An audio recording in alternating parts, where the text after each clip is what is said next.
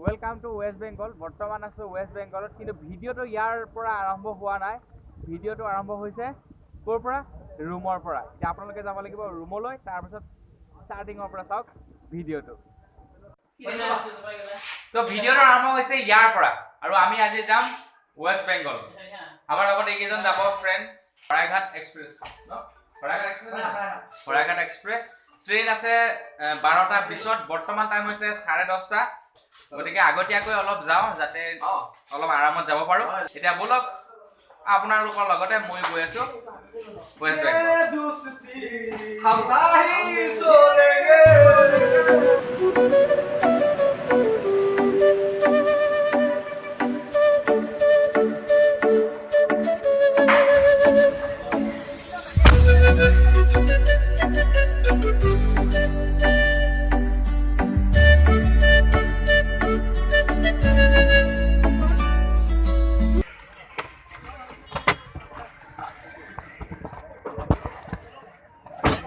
তো ভিডিঅ'টো আৰম্ভ কৰিলোঁ ন। তো ভিডিঅ'টো আৰম্ভ কৰিছোঁ ৰেলৰ পৰা, ৰেলৰ যাত্ৰাৰে।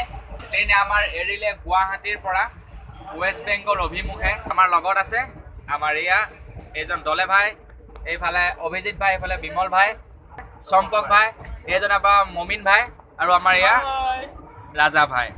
এইখন ওপৰখন আপোনালোকে যিখন দেখি আছে এইখন হৈছে নীলাচল পাহাৰ, আৰু ইয়াতে আছে আমাৰ কামাখ্যা মন্দিৰ।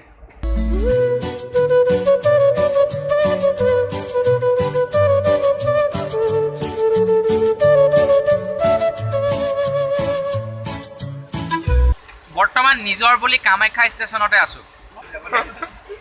ইয়াত বেছি টাইম নহয়, খুব বেছি ৰখিব যদি 5 মিনিটছমান ৰখিব, তাৰপিছত আকৌ এৰিব আৰু ট্ৰেইন।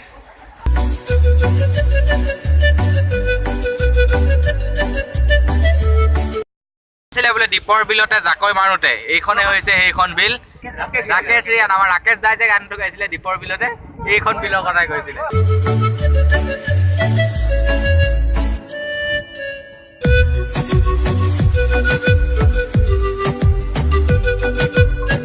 প্ৰথম দেখিছোঁ শাল গছ, বহুত ডাঙৰ শাল গছ। কি গছ চিনি পাইছেনে বাৰু? সেইবিলাকে হৈছে শাল গছ। ৱাও, আজি প্ৰথম দেখিছোঁ। 120 টকাত ছনীৰ হেডফোন ললো, বাম্পাৰ বেছ বে। এইটো একচুৱেলি অৰিজিনেল নহয়, ডুপ্লিকেট, কিন্তু বেষ্ট আমাৰ মানিব লাগিব। এইজনে ল'লে চেমচঙৰ। বেছ কেনেকুৱা? বঢ়িয়া বেষ্ট। 120 টকাত মানে কি ক'ম আৰু, খুদে মোলে চব উঠি গৈছে। আজিলৈকে মোৰ বয়স প্ৰায় 24 বছৰ হ'ল, কিন্তু আজি দ্বিতীয়বাৰৰ বাবে মই অসমৰ পৰা বাহিৰত এণ্ট্ৰি কৰিছোঁ। অৰ্থাৎ মই বৰ্তমান ৱেষ্ট বেংগলত সোমাই গৈছোঁ, আৰু যিটো জেগাত পাইছোঁ আপোনালোকে শুনিলে হাঁহি উঠিব। জেগাটোৰ নাম হৈছে চুকনা পালোহি। বৰ্তমান খাই আছোঁ ভাত। একচুৱেলি ইমানেই ভোক লাগিছিলে যে ভাত দিয়াৰ লগে লগে ভাতটো ফিনিছ কৰিলোঁ। হঠাৎ মনত পৰিলে যে ব্লগটোতো বনাব লাগিছিলে। আমাক দিছিলে আলুৰ এটা চব্জি, লগতে দালি, চাউল দিছে 2টা, লগতে এয়া দিছে আপোনাৰ 2টা ডিম দিছিলে, এটা আচাৰ দিছে। তো খানা ফাৰ্ষ্ট ক্লাছ, 10ৰ খানা, একদম লভলি খানা, মানে কি ক'ম, চুম্মা বেষ্ট খানা, 10ৰ খানা।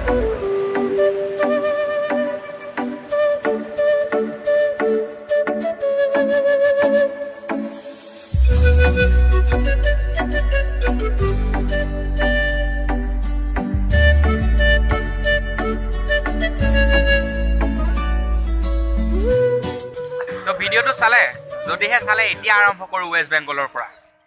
তো ইয়াত আহিয়ে প্ৰথম যিটো নেকি ভাল এক্সপিৰিয়েঞ্চটো কি? চাহৰ এক্সপিৰিয়েঞ্চটো কোৱা। ইয়াত 3টা চাহ খাইছোঁ, লগত 2টা বিস্কুট, মাত্ৰ 19 টকা। আমাৰ আছামত খোৱা হ'লে 5 টকা 15 টকা, আৰু এইফালে 20 টকা, মানে টোটেল 30 টকাৰ চাহ হৈ যায়। কিছুমান জেগাতো 10 টকা লৈ লয়। তো বেষ্ট, খোৱাৰ কাৰণে বেষ্ট না। यहाँ पे पैसा बचने वाला है। तो ठीक है, प्रथम experience is good, very good.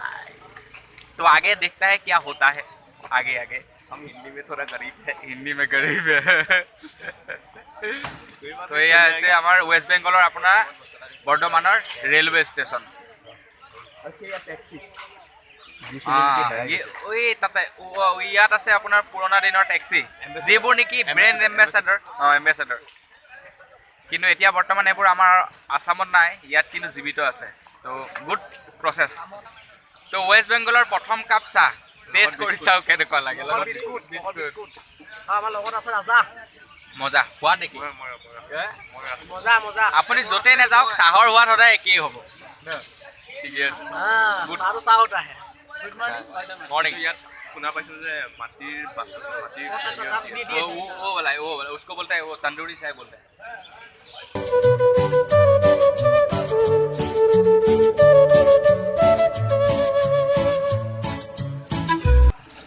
Morning everyone morning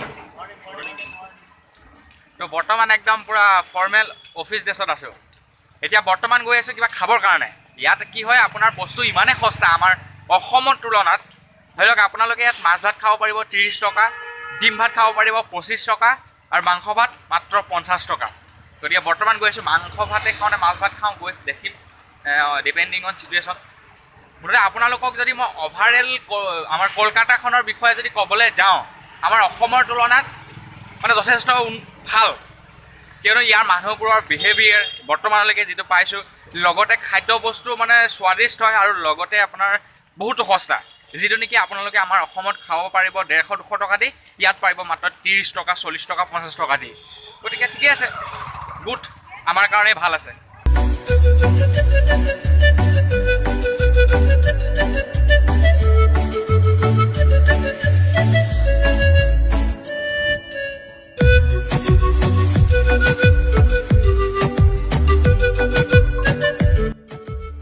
এয়া লৈছোঁ নিৰামিষ ভাত এইফালে দিছে দালি ৰঙালাও চব্জি চাউল বাকীটো চব থাকেই নহয় জানো তো এইটো হয় 25 rupees অনলি চ' এতিয়া খাওঁ আৰু ভাতটো আৰু আপোনালোককো পাছতে লগ পাম আৰু নেক্সট ভিডিঅ'ত তেতিয়ালৈকে ভিডিঅ'টো লাইক কৰি দিব